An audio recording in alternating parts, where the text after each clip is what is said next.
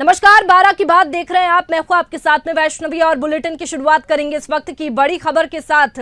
बता दें कि उत्तर प्रदेश में मतदान के दौरान बुरखे पर बवाल हुआ। कई जगहों पर मतदान करने आई बुरखा नशी महिलाओं से जब पुलिस ने आईडी पूछी तो समाजवादी पार्टी के कार्यकर्ताओं ने हंगामा कर दिया। सबसे पहले विवाद की तस्वीरें मुजफ्फरनगर से सामने आई और जहां मीरापुर के ककरौली में मुस्लिम वोटर्स की आईडी पूछने पर बवाल हुआ है। ये विवाद इतना बढ़ा कि बेकाबू भीड़ ने पुलिस पर पथराव कर दिया। आनन फानन में पोलिंग स्टेशन पर मौजूद जवानों ने किसी तरह भीड़ पर काबू पाया। यहां फोर्स के साथ एसएसपी ने मोर्चा संभाल लिया है। उधर कानपुर के सीसामऊ समेत कई जगहों पर भी बुरखा बवाल की वजह बन गया है। बता दें कि मुस्लिम वोटर्स के साथ ही समाजवादी पार्टी का आरोप है कि पुलिस बीजेपी के साथ मिलकर काम कर रही है, इसलिए मुस्लिम महिलाओं से नकाब हटाकर पहचान पूछी जा रही है। साथ ही आईडी चेक के नाम पर उन्हें परेशान किया जा रहा है। इस पूरे मामले में सियासत भी जमकर हो रही है। तो देखिए, तमाम तरह के जो आरोप है वो समाजवादी पार्टी बीजेपी पर लगाती हुई नजर आ रही है, क्योंकि जिस तरीके से सियासत देखने को मिली है। बता दें कि मुस्लिम वोटर्स जो पहुंचे थे, जो महिलाएं पहुंची थी, उनका बुरखा उतरवा कर उनकी आईडी देखनी चाहिए, तो इसे समाजवादी पार्टी ने हंगामा कर दिया। उत्तर प्रदेश में मतदान के दौरान बुरखे पर बवाल हुआ है और कई जगहों पर मतदान करने आई बुरखा महिलाओं से जब पुलिस ने आईडी पूछी तो समाजवादी पार्टी के कार्यकर्ताओं ने हंगामा किया। सबसे पहले विवाद की तस्वीरें मुजफ्फरनगर से सामने आई और उसके बाद से कई जगहों से सामने आई है। मीरापुर सीट भी हॉट सीट है और वहां पर भी बवाल देखने को मिल रहा है। बता दें कि मीरापुर के ककरौली में मुस्लिम वोटर्स की आईडी पूछने पर बवाल हुआ है। ये विवाद इतना बढ़ा कि बेकाबू भीड़ ने पुलिस पर पथराव कर दिया। आनन फानन में पोलिंग स्टेशन पर मौजूद जवानों ने किसी तरह भीड़ पर काबू पाया। तो देखिए, जिस तरीके के हालात उत्तर प्रदेश में फिलहाल वोटिंग के दौरान दिखाई दे रहे हैं, उसके बाद में सियासत भी जमकर हो रही है। तो देखिए, इसी पर तमाम तरह की जो प्रतिक्रियाएं हैं मतदान के दौरान वो भी सामने आ रही है। आइए वो आपको सुनाते हैं। आईडी दिखाइए तो मैं आइडिया दिखाया हूँ। उसके बाद कहा तो जाइए, भाग जाइए, मशीन बिगड़ी है। तो मुझको मशीन बिगड़ी तो कहा खड़े हो आप लोग, तो कहा तो घर जाइए, विवाद में आइएगा। हम कहते मौका ना ही रहा था हमारे। क्यों आया आप? साईं कह रहे हैं इस पर्ची से वोट नहीं पड़ेगा, ये मना कर रहे हैं, सबको लुटा रहे हैं, सबको लुटा रहे हैं। ये मैं और वोट डालने वाली कांग्रेस पार्टी है, वो मना कर रही है। जो एजेंट थे उन्होंने मना कराया है उनसे, एजेंट मना कराया, बोले पर्ची देखो इनकी चेक करो। बोले ये फर्जी पर्ची लेके आए हैं, फर्जी और एक नेता है भाजपा। हाँ, मैंने ये भी बोला, ये उधर भी से सुना। एक भाजपा का नेता भी आए हैं कोई, और उन्होंने अंदर जा रही है। उन्होंने ईवीएम पे मैंने बटन दबाया था तो उन्होंने मेरा वोट चेक करा, बोली काहे का बटन दबाया। जो अंदर है कौन है वो, जो पता नहीं प्रभारी है या क्या है, उनका मैं वोट डाला है। अंदर ईवीएम पे खुद गई थी वो देखने, बोले आपने साइकिल का बटन दबाया है। मुझसे बोला ये चीज वोट नहीं डालने किसी को, सब पब्लिक लौट जा रही है वापस लाइन में से। कौन सा गांव है? सीगरी, ग्राम पंचायत सीगरी। हाँ, जिसे पर्ची दी जाएगी छोटी वाली, उसका वोट पड़ रहा है खाली बस, और किसी का वोट नहीं पड़ रहा। कहाँ दे रहे? बताओ, उन्हें ईवीएम तक की देखने के अलाउ है। जो बटन दबा रहे हैं उसे जाके देख रहे हैं, आ जाके लोग। वो कहाँ मिल रही है छोटी पर्ची? देखो जो छोटी पर्ची, छोटी बोले छोटी पर्ची लेके आओ, वही मिल रही है। वो कौन दे रहा? वो नेता वही दे रहे, जो भी जानने नहीं दे रहे कोई वो एजेंट। आपने वोट नहीं डाला? नहीं डाले?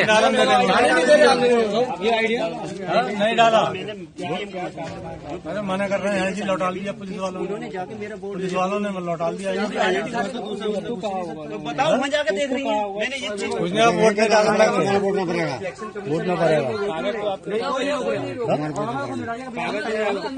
जनपद मुजफ्फरनगर में मीरापुर उपचुनाव के दौरान यहां पर एक सूचना प्राप्त हुई थी कि थाना ककरौली में, ग्राम ककरौली के पास कुछ लोगों ने हुड़दंग किया है। मौके पे तत्काल फोर्स पहुंच गई थी। वहां दो पक्षों के बीच में कुछ छोटी सी झड़प हुई थी। पुलिस द्वारा वहां पर सूक्ष्म बल प्रयोग करके तो देखिए, उत्तर प्रदेश में बुरखे पर सियासत देखने को मिल रही है। जिस तरीके से समाजवादी पार्टी आरोप लगा रही है कि बीजेपी की वजह से ये सब हो रहा है और बीजेपी पुलिस वालों के साथ में मिली हुई है। इसके बाद में तमाम जो प्रतिक्रियाएं हैं वो बीजेपी की ओर से भी सामने आ रही है। बुरखे पर बवाल हुआ है और कई जगहों पर मतदान करने आई बुरखा नशी महिलाओं से जब पुलिस ने आईडी पूछी तो समाजवादी पार्टी के कार्यकर्ताओं ने हंगामा किया है। ये तमाम जो प्रतिक्रिया थी वो भी आपने सुनी कि किस तरीके से भयभीत मुस्लिम महिलाएं नजर आ रही है और लगातार यहां पर मांग भी की जा रही है कि जो आईडी चेक होगी मुस्लिम महिलाओं की वो नहीं होनी चाहिए। ये मांग समाजवादी पार्टी ने चुनाव से एक दिन पहले ही की थी।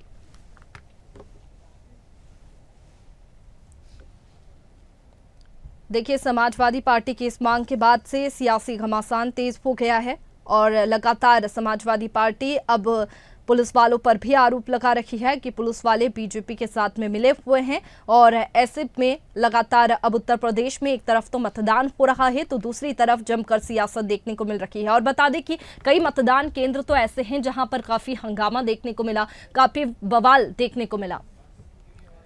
और चलिए, इसी पर ज्यादा जानकारी के साथ में राशिद हमारे साथ में लाइव जुड़ चुके हैं। राशिद, फिलहाल मतदान केंद्रों की अगर बात करें तो कैसी स्थिति उत्तर प्रदेश से सामने आ रही है, क्योंकि एक तरफ तो मतदान हो रहा है, वोटर्स पहुंच रहे हैं, लेकिन दूसरी तरफ सियासत जमकर देखने को मिल रही है। देखिए, बिल्कुल वैष्णवी, उत्तर प्रदेश उपचुनाव और ऐसे में ये उपचुनाव समाजवादी पार्टी और भारतीय जनता पार्टी दोनों के लिए बड़े अहम है।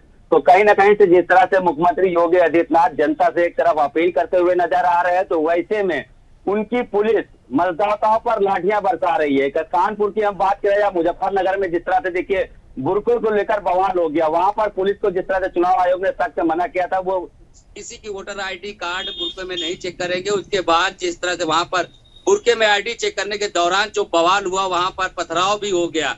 तो कहीं ना कहीं इस तरह की जो स्थिति है वो साफ तौर पर दर्शाती है कि उत्तर प्रदेश के मुखिया इस चुनाव को जीतने के लिए हर दंड फंड अपनाने को तैयार है। क्योंकि देखिए, आरोप अभी तक समाजवादी पार्टी सिर्फ आरोप लगा रही थी, लगातार अपने एक्स के माध्यम से सभी 9 सीटों को लेकर जिस तरह से जो है सतर्कता बरती है और लगातार तमाम वीडियो है वो वायरल कर रही है। तो ऐसे में उत्तर प्रदेश में साफ तौर पे देखा भी जा रहा है, क्योंकि अगर हम बात करें जैसे कानपुर की, तो कानपुर में जिस तरह से मुस्लिम मतदाताओं को पुलिस के द्वारा दौड़ाया जा रहा है, वो भी तस्वीर साफ तौर पे देखी जा रही है।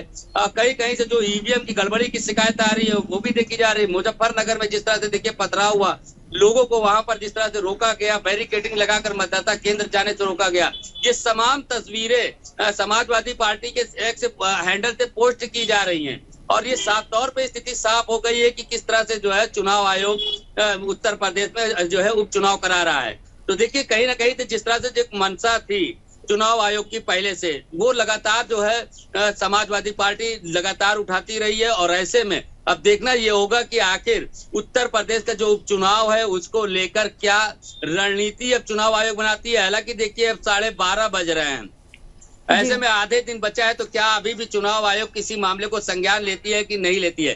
क्योंकि देखिए, तेज प्रताप यादव ने भी गंभीर आरोप लगाए कि जिस तरह से मुस्लिम मतदाताओं को परेशान किया जा रहा है, उनको घरों से निकलने नहीं दिया जा रहा है, उनको वोट नहीं डालने दिया जा रहा है, तो इन सब चीजों को लेकर लगातार देखिए सवाल एक उठ रहा है और जो है कई बार चुनाव आयोगों से लिखित शिकायत भी की जा रही है। हालांकि देखिए, अभी राष्ट्रीय अध्यक्ष अखिलेश यादव अभी थोड़ी ही देर में प्रेस कॉन्फ्रेंस करने वाले हैं। बिल्कुल, देखिए राशिद, जिस तरीके से अगर और भी लगने बाकी है, हम उत्तर प्रदेश उपचुनाव की अगर बात करें तो 2019 में दिल्ली बीजेपी की यूनिट ने लोकसभा चुनाव के दौरान ये मांग की थी कि चुनाव की पारदर्शिता को रखना चाहिए और इसी के बाद में अब जो उपचुनाव उत्तर प्रदेश में हो रखे हैं उसके बाद में ये बवाल देखने को मिल रहा है। लेकिन एक तरफ तो मतदान करने के लिए वोटर्स पहुंच रहे, दूसरी तरफ मतदान केंद्रों पर ही पथराव हो रहा है। जो खबरें लगातार हम सुबह से अब तक दिखाते हुए आ रहे हैं, उसके बाद में मतदान केंद्रों पर काफी भीड़ और इसके साथ ही पथराव, यानी कि बवाल जैसी स्थिति देखने को मिल रही है। और ऐसे में वोटर्स भी अपने घरों से बाहर निकलने के लिए घबरा रहे होंगे। और अगर परसेंटेज की बात करें तो अब तक उपचुनाव में कितना परसेंटेज मतदान हो चुका है, क्योंकि अब 12 बज चुके हैं। देखिए वैष्णवी, हालांकि देखिए सुबह से जिस तरह से घना कोहरा था, उसके बाद जिस तरह से मतदान स्थिति जो धीमी थी, 9 बजे तक मतदान 10% पड़ा था, लेकिन हालांकि 12 बज रहे हैं, अभी तक का जो अनुमान लगाया गया है कि 17 से 18% मतदान अभी तक पड़ चुके हैं। लेकिन अगर देखा जाए तो चुनाव की हैसियत से ये मतदान अभी भी कम है, क्योंकि देखिए वोटर तो कहीं ना कहीं वोट डालने जरूर निकल रहा है, लेकिन कहीं ना कहीं जिस तरह से मुस्लिम मतदाताओं में जो इस तरह की जो खबरें फैल रही हैं वो उसमें कहीं भयभीत हो गए हैं, क्योंकि लोग अब सोचते हैं कि अगर वहां जाएंगे तो पुलिस की लाठियां खानी पड़ेगी, वहां पर बुर्का उतार कर पुलिस वालों को चेकिंग कराना पड़ेगा। तो तमाम जो सवाल है और तमाम जो डर है वो मतदाताओं के अंदर साफ तौर से देखी जा सकती है। हालांकि देखिए समाजवादी पार्टी ने पहले भी 10 नंबर 1 जारी किया था, उन्होंने इस चीज के लिए कहा था कि कहीं भी इस तरह शिकायतें हो, गड़बड़ी हो तो इस नंबर पर शिकायत करें। हालांकि उसका भी कोई असर देखने को नहीं मिल रहा है, क्योंकि पुलिस और प्रशासन लगातार अपने तरह से कार्रवाई कर रही है, लगातार से तस्वीरें सामने निकल के आ रही है। अब देखना ये होगा कि आखिर प्रेस कॉन्फ्रेंस के बाद अखिलेश यादव किस तरह से एक्शन लेते हैं, क्योंकि देखिए जिस तरह से देखिए हिंसा, अगर हम बात करें मुजफ्फरनगर में देखिए पथराव तक हो गया वहां पर, पुलिस और वहां पर जो जनता ने एक दूसरे पर पथरावबाजी की और उसके बाद कार्रवाई भी की गई है।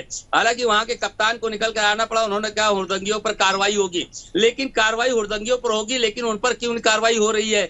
जो बुरके के अंदर जो पुलिस वाले वहां पर लगाकर बैरिकेडिंग लगाकर उनको मतदाता केंद्र पर जाने से रोक रहे हैं, जो घंटों वहां पर जो है हाथ में पर्चियां ले लेते हैं और कहते हैं रुक जाइए आगे बूथ अभी बंद है, मशीन गड़बड़ है। इस तरह के देखिए आरोप लगातार वीडियो निकल के आ रही है वैष्णवी। तो अब सवाल ये उठता है कि क्या उत्तर प्रदेश के अंदर क्या अब इसी तरह का चुनाव होगा?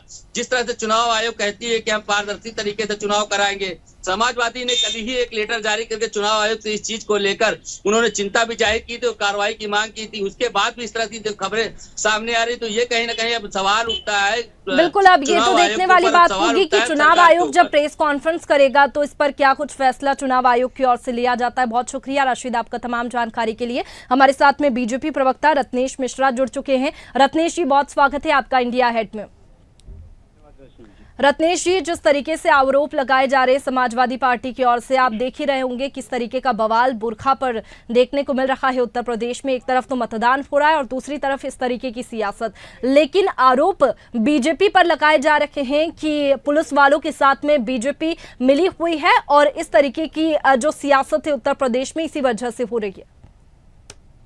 देखिए, ये बस केवल समाजवादी पार्टी की घबराहट है, हड़बड़ाहट है, क्योंकि उनको पता है कि वो 9 सीटों पर चुनाव हार रहे हैं। अब चुनाव हारेंगे जब 23 तारीख को, तो कुछ तो बहाना चाहिए ना अखिलेश यादव को। और मैं तो बस एक उदाहरण दूंगा आपको। जो क्लास का फेल विद्यार्थी होता है वो कहता है कि जी हमको पेपर टाइम पे नहीं दिया गया, हमारी कलम नहीं चल रही थी, हमारी स्याही खत्म हो गई थी, हमको स्कूल रिक्शे वाले ने सही टाइम पे नहीं पहुंचाया, इसलिए हम फेल हो गए। अखिलेश यादव जी 2012 के बाद कोई चुनाव जीत नहीं पाए आज तक, और यहाँ भी उनको प्रदेश की जनता नकार रही। तो बस केवल ये एक जमीन तैयार कर रहे हैं कि जब वो 23 तारीख को बम्पर वोटों से हारेंगे और उत्तर प्रदेश की जनता उनको पेटी में पैक करके वापस भेजेगी कि भैया अब तुम्हारा काम खत्म हो गया, भैया भौजाई का शासन नहीं चलने वाला, जनता का शासन है, तो उनको समझ में आएगा। उसका ग्राउंड तैयार कर रहा है। बाकी रही बुरके की बात, तो देखिए चेहरा छुपाकर मतदान करने की जरूरत क्या है भाई? आपको चोरी करने थोड़ी जा रहे हैं कि आप चेहरा छुपा के जाएंगे। और हर जगह धर्म को लाके रख देना, हर जगह धार्मिक स्वतंत्रता। कल को मैं हिंदू धर्म में रिवाज है टीका चंदन और बड़ी बड़ी दाढ़ी और जटा रखा के जाने का, हम पूरी जटा अपने मुंह पे बांध के जाएंगे। लेकिन तो देखिए धर्म पर तो सबसे पहला नारा सीएम योगी आदित्यनाथ का ही सामने आया था कि बटेंगे तो कटेंगे। यही नारा उन्होंने हरियाणा में भी दिया था और उसके बाद में महाराष्ट्र में भी दिया था। आप देख रहे हैं धर्म की सियासत तो हो ही रही है, लेकिन आप जिस तरीके से कह रहे हैं कि समाजवादी पार्टी हार रही है, तो किस कॉन्फिडेंस के साथ में कह रहे हैं? क्योंकि लोकसभा चुनाव में बीजेपी का प्रदर्शन भी बेहतर नहीं था, सबको ही वाकिफ है। और वैष्णवी जी, मुझे नहीं समझ में आता है कि कैसे आप लोग ये कह देते हैं कि बीजेपी का प्रदर्शन सही नहीं था लोकसभा चुनाव में। अरे बिना प्रदर्शन के ही 240 सीटें अकेले भारतीय जनता पार्टी जीत कर आ गई। अच्छा चलिए, अगर प्रदर्शन नहीं भी सही था, समाजवादी पार्टी का प्रदर्शन बहुत अच्छा था, तो अखिलेश यादव प्रधानमंत्री बन गए क्या?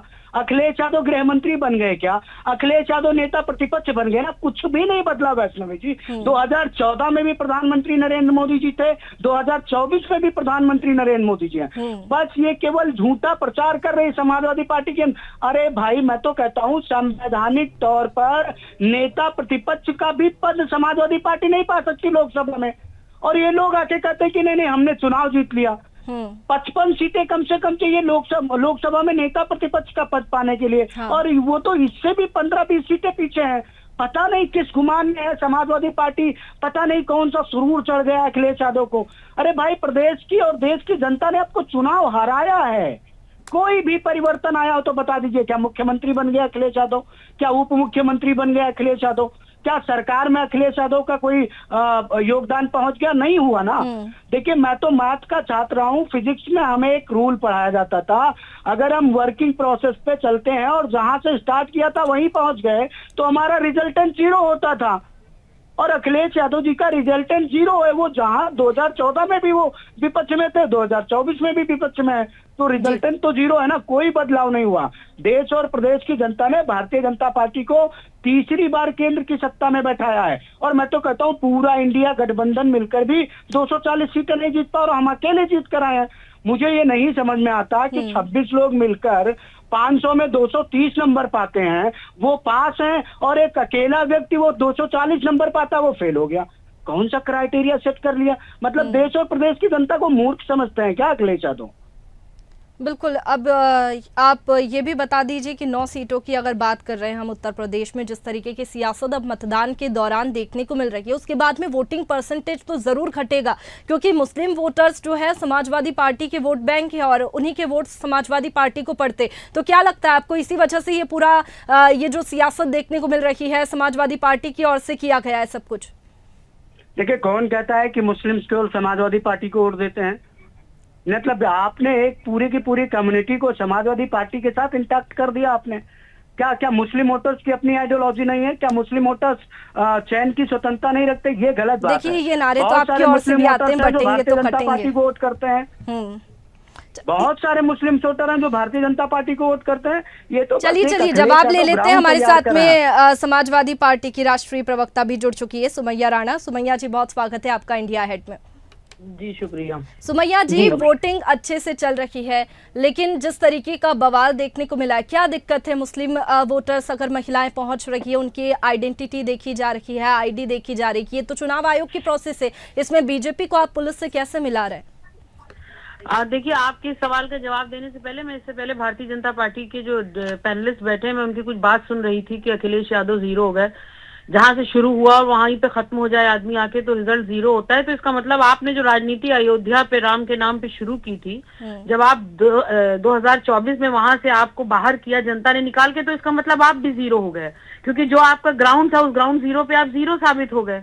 तो अखिलेश यादव को कहने से पहले भारतीय जनता पार्टी को अपने गिरेबान में झांक करके देखना चाहिए कि उत्तर प्रदेश में क्या हाल हुआ। पिछड़ा दलित ने जो मिल करके और अल्पसंख्यकों ने मिल करके जो रिजल्ट जो दिया है, जो इस वक्त समाजवादी पार्टी देश की तीसरी बड़ी पार्टी बनकर के उभरी है, इसकी खलबलाहट भारतीय जनता पार्टी को बहुत है। अब मैं आपके सवाल का जवाब देती हूँ। बिल्कुल समाजवादी पार्टी मुश्किल वक्त में लोगों के साथ खड़ी रही है, और जब उनके ऊपर वोट डालने का समय आता है उस जनता पर, मजलूम जनता पर, तो उस वक्त में पुलिस प्रशासन स्पेसिफिक उन इलाकों, उन मोहल्लों पर तैनात हो जाती है जहां पे सिर्फ मुस्लिम नहीं, जहां पे उनको ये लगता है कि वोट जाने वाला है बीजेपी के खिलाफ।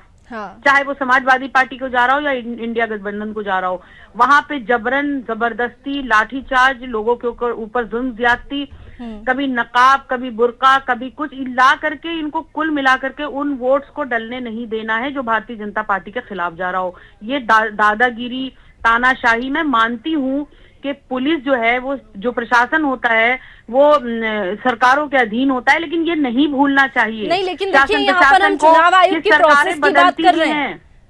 सुमैया जी, यहाँ पर चुनाव आयोग की प्रोसेस की बात कर रहे हैं। ऐसे तो फिर बुरखे में कोई भी आएगा, वोट डालकर चला जाएगा। चुनाव आयोग की प्रोसेस है ये, आप चुनाव आयोग को बीजेपी से क्यों जोड़ रहे हैं?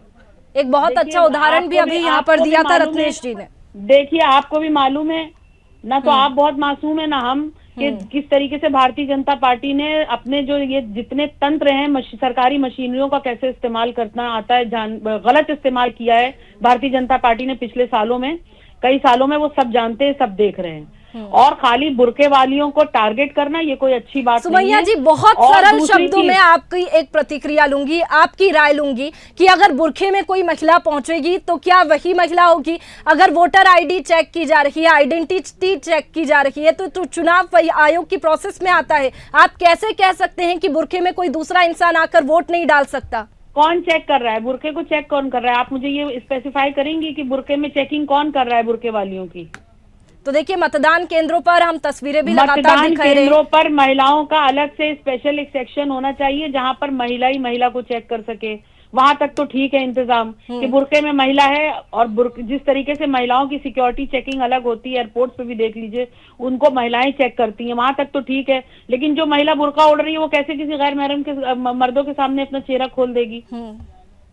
तो आप वहां पे औरतों का अलग से सेक्शन का इंतजाम करिए जहां पे एक महिला ही इस बात को चेक कर सकेगी ये बुरके में जो औरत है वो इसी आधार कार्ड वाली है कि नहीं। तो ऐसे में तो बहुत टाइम हो जाएगा, बहुत टाइम लगेगा सुमैया जी। तो माफ कीजिएगा, टाइम चाहे जितना हो जाए आप उतना टाइम लेकर के करिए। कोई अपनी जो जिसका जो लिबास है उससे वो कॉम्प्रोमाइज नहीं कर सकता है। चलिए ठीक है। और यहाँ पर तमाम तरह के जो आरोप भी लगाए गए थे समाजवादी पार्टी की ओर से, यहाँ पर बीजेपी की ओर से, भारतीय जनता पार्टी की खलबलाहट है, इसके अलावा और कुछ नहीं है। एक बहुत अच्छा उदाहरण यहाँ पर रत्नेश जी हमारे साथ में जुड़े थे, उन्होंने दिया था कि जब स्टूडेंट्स एग्जाम के लिए पहुंचते हैं तो पेन नहीं है, कॉपी नहीं है, इस तरीके के बहाने दिए जाते। तो ये भी सिर्फ एक आपका बहाना है? किसका? ये तमाम तरह के बहाने दिए जाते हैं, जैसे कि एक दिन पहले, उपचुनाव के एक दिन पहले इस तरीके की मांग करना, क्या ये जायज है? उपचुनाव इस तरीके से पूरा प्रभावित हो रहा है, आप देख रहे हैं कितने केंद्रों पर लड़ाई हो रही है, बवाल हो रहा है, पथराव हो रहा है। वोटर्स तो इसमें वोटिंग परसेंटेज कम होगा, मतलब वोटर परसेंटेज इसमें कम होगा। और इसमें कम नहीं होगा कि जब पुलिस तैनात करके मोहल्लों में लोगों को वोट डालने नहीं दिया जा रहा है, उसके बारे में क्या कहेंगी? कितनी वीडियोस मेरे पास हैं, अब आप कहिए तो मैं आपको सेंड करूं कि जहां पे पुलिस वोट नहीं डालने दे रही है। औरतों को बुरके के नाम पे नहीं डालने दे रही है तो अब मर्दों को दाढ़ी के नाम पे नहीं डालने दे रही होगी वोट। ठीक है। क्या रामपुर में ये तमाशा नहीं देखा गया? क्या संभल में इससे पहले नहीं देखा गया? क्या इससे पहले जो कुंदरकी में हो रहा है वो नहीं देखा जा रहा है? तो देखिए, ये बैठ के बातें करना बहुत आसान है, जमीनी हकीकत कुछ और है। लेकिन मैं फिर आपके चैनल के माध्यम से कह रही हूँ, सरकारें बदलती हैं, पुलिस को ये सोचना चाहिए। सरकारों के अधीन है पुलिस प्रशासन, मानते हैं, लेकिन ये भी एक बहुत बड़ा सच है कड़वा कि सरकारें बदलती भी हैं। ये याद रखे पुलिस प्रशासन। ये देखने वाली बात होगी कि चुनाव आयोग भी प्रेस कॉन्फ्रेंस करने वाला है, तो प्रेस कॉन्फ्रेंस में इस बुरखे वाला जो सियासत देखने को मिली है उस पर क्या कुछ रिएक्शन चुनाव आयोग का रहता है और क्या कुछ फैसला आता है। बहुत शुक्रिया आपका सुमैया जी हमारे साथ में जुड़ने के लिए। तो देखिए, ये विवाद इतना बढ़ा है कि बेकाबू भीड़ ने पुलिस पर पथराव कर दिया।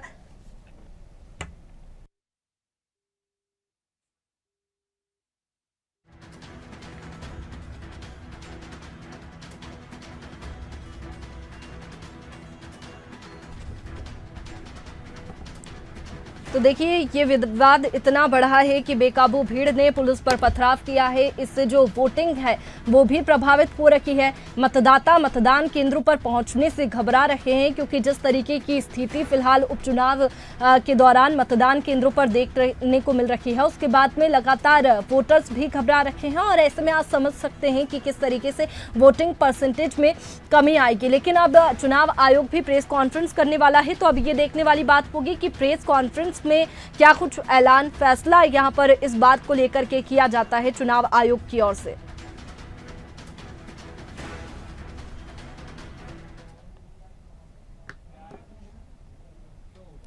फिलहाल बुलेटिन में इतना ही। तमाम खबरों के लिए आप बने रहिए इंडिया अहेड के साथ। नमस्कार।